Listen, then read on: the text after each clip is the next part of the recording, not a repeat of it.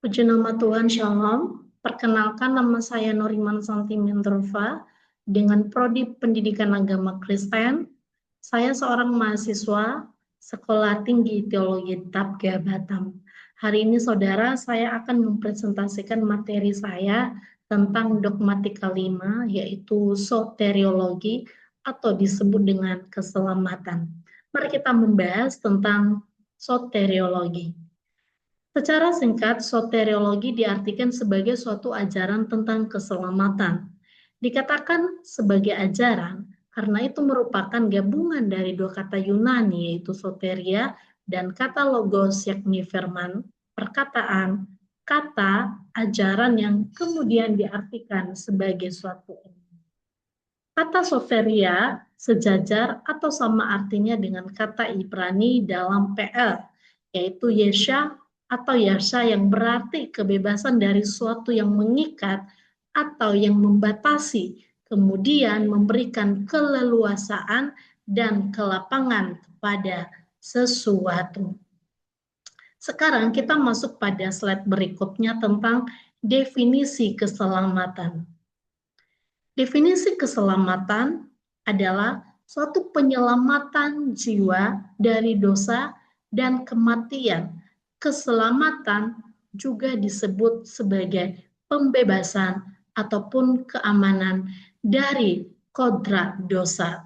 Ditinjau dari latar belakang manusia, saudara, seperti yang tertulis dalam kitab Roma yang mengatakan bahwa semua orang telah berbuat dosa dan telah kehilangan kemuliaan Allah.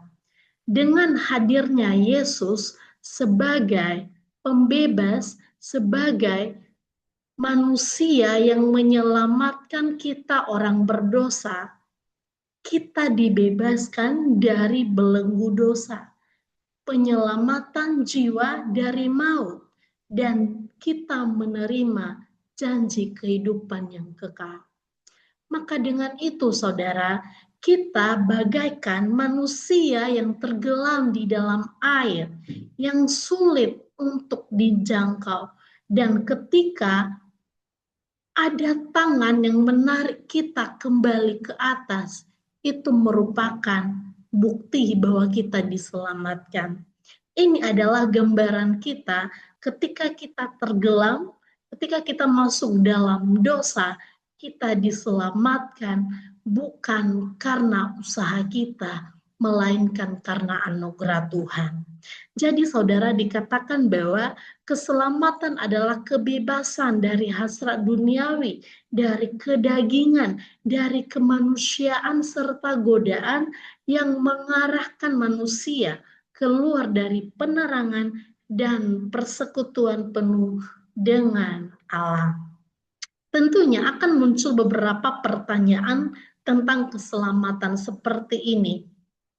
Apa yang harus kita lakukan agar bisa diselamatkan? Yaitu kita harus beriman kepada Yesus dan menunjukkan iman dengan menaati semua perintahnya.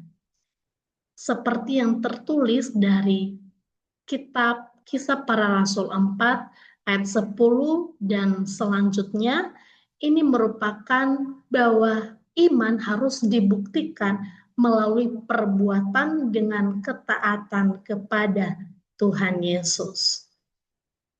Dikatakan saudara dalam Efesus bahwa keselamatan bukan hasil dari usaha kita, melainkan keselamatan itu adalah pemberian Allah, anugerah Allah yang Ia karuniakan bagi setiap umat manusia yang percaya kepadanya. Next. Apakah sekali diselamatkan kita akan tetap selamat? Jawabannya tidak. Seseorang yang pernah diselamatkan sewaktu hampir tenggelam di dalam air misalnya, ia akan bisa jatuh lagi dan ia akan bisa masuk lagi ke dalam air tersebut. Demikian pula hidup manusia. Seseorang yang sudah diselamatkan dari dosa akan kehilangan keselamatan jika ia tidak beriman.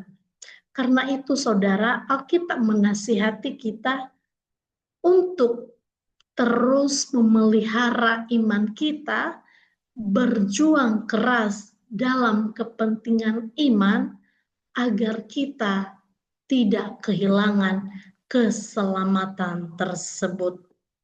Maka dengan itu, kita terus mengupayakan keselamatan dengan takut dan gemetar. Karena ketika kita beriman, kita akan hidup takut akan Tuhan.